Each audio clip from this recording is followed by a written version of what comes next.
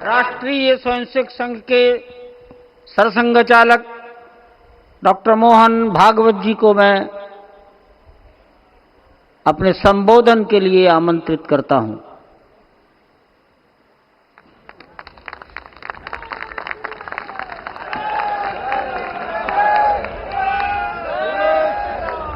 देश के सम्माननीय यशस्वी और जयस्वी प्रधानमंत्री जी आदरणीय नरेंद्र जी मोदी,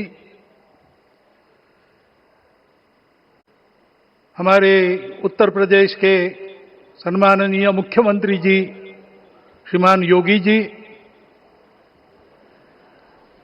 राज्यपाल महोदया, मंचस्थ सभी मान्यवर, उपस्थित सज्जन, माता भगिनी,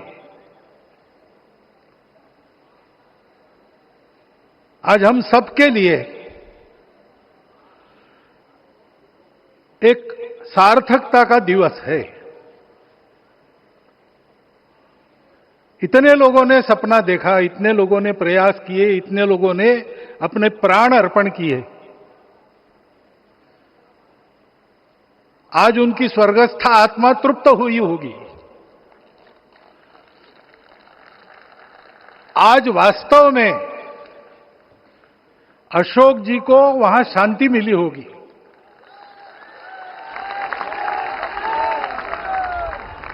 महंत रामचंद्र दास जी महाराज, श्रीमान डालमिया जी, कितने संत, कितने गृहस्थ, कितने विद्यार्थी, उन्होंने अपना प्राणार्पण किया, अपना पसीना बहाया। जो पीछे रहे वो भी रोज ये इच्छा मन में व्यक्त करते रहे कि मंदिर बनेगा बनेगा, बन गया।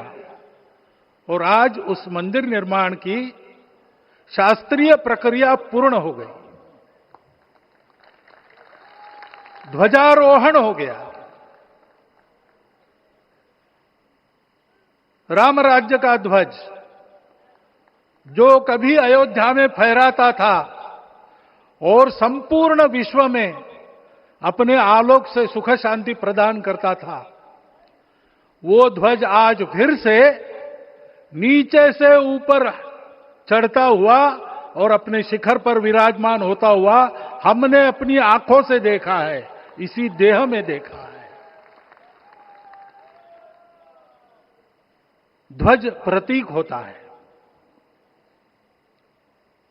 इतना ऊंचा ध्वज चढ़ाना कितना समय लगा आप जानते हैं। मंदिर बनने में भी समय लगा।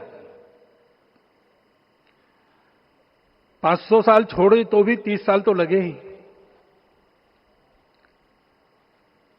उस मंदिर के रूप में हमने कुछ तत्वों को ऊपर पहुंचाया है।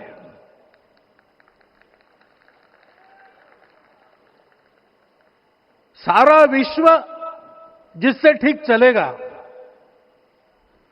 अपने व्यक्तिगत जीवन, पारिवारिक जीवन से लेकर तो सृष्टि जीवन तक सबका जीवन जिससे ठीक चलेगा,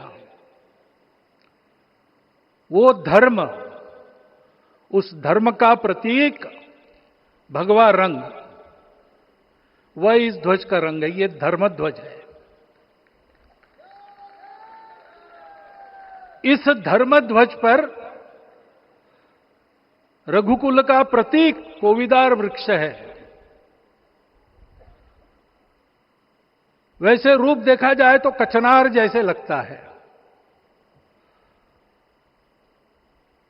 और जो खोजी लोग हैं वो खोज कर कह रहे हैं कि मंदार और पारिजात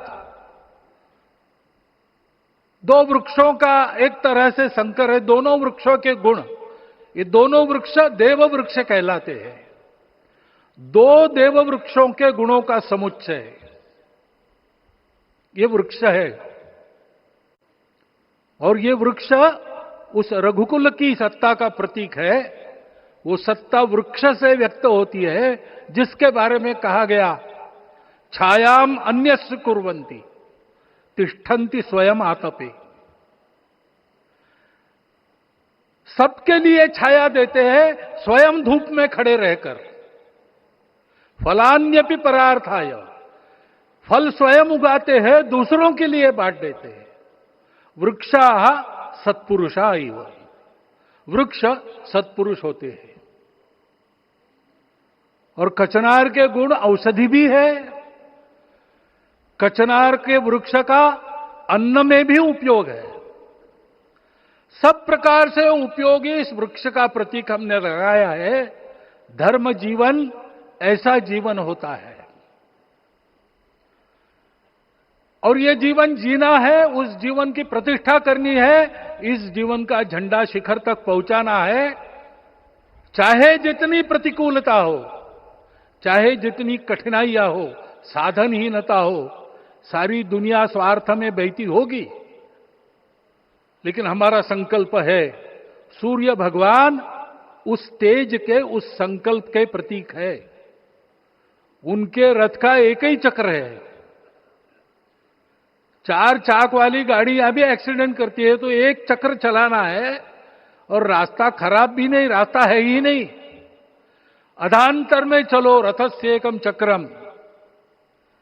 रथ चलाने के लिए 7-7 घोड़े, उनको नियंत्रण करने के लिए सांपों के लगाम है, और रास्ता नहीं है, और सारथी जो है उसके पैर नहीं है। ऐसी गाड़ी चल सकती है क्या? कंप्यूटर में डाटा डालेंगे, कहेंगे नहीं चलेगी। लेकिन बिना थके रोज पूरब से पश्चिम जाना आना सूरज भगवान कर रहे हैं, क्योंकि कार्य की सिद्धि स्वत्व के भरोसे होती है। हिंदू समाज ने लगातार 500 साल और बाद के दीर्घ आंदोलन में अपने इस स्वत्व को सिद्ध किया, और रामलला आ गए, मंदिर बन गया। यही बात सत्य पर आधारित धर्म, सत्य जो प्रतिनिधित्व होता है ओंकार से, वो सारी दुनिया को देने वाला भारत हमको खड़ा करना है। हमारे इस संकल्प का प्रतीक यह राम मंदिर, उसकी प्रक्रिया आज हमने पूरी कर ली है।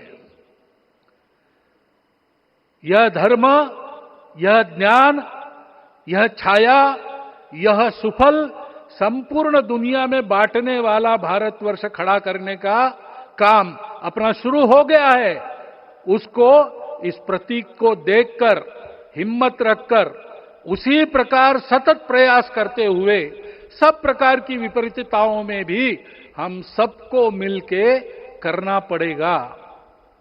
आज ये हमारे कृतार्थता का दिवस है, और आज हमारे संकल्प की पुनरावृत्ति का ये दिवस है। वो संकल्प हमको हमारे पूर्वजों ने दिया है। एतद् देश प्रसूतस्य सकाशाद अग्र जन्मनात्। इस देश के जन्मे हुए अग्र जन्मना है, सबसे प्राचीन है, इसलिए बड़े भाई है। वो ऐसा जीवन जिए कि स्वम स्वम चरित्रम शिक्षेरन पृथिव्याम सर्वमानवा। पृथ्वी के सर्व मानव अपने अपने चरित्र की शिक्षा, जीवन की विद्या भारतवासियों से सीखे। ऐसे भारतवासियों का परम वैभव संपन्न, सर्वशक्ति संपन्न और सबके लिए खुशी बांटने वाला, शांति बांटने वाला, सबको विकास के सुफल देने वाला भारतवर्ष खड़ा करना है। ये विश्व की अपेक्षा है, हमारा कर्तव्य है। मंदिर में श्री रामलला विराजमान है, उनका नाम ले और इस कार्य की गति हम बढ़ाए। इतना एक विषय आपके सामने रखता हूं। जैसा सपना देखा था उन लोगों ने, रामदास स्वामी ने कहा था, स्वप्नी जे देखिले रात्रि ते ते तैसे ची हो तसे। ऐसा सपना उन्होंने देखा था, बिल्कुल वैसा। और मैं कहूं कि उन्होंने जो सपना देखा था उससे भी अधिक भव्य और अधिक सुंदर ये मंदिर बन गया है। हमारे हृदय में वो निश्चय का सृजन करे, तपस का सृजन करे, ये शुभकामना मैं आप सबको देता हूं और मेरे शब्दों को विराम देता हूं।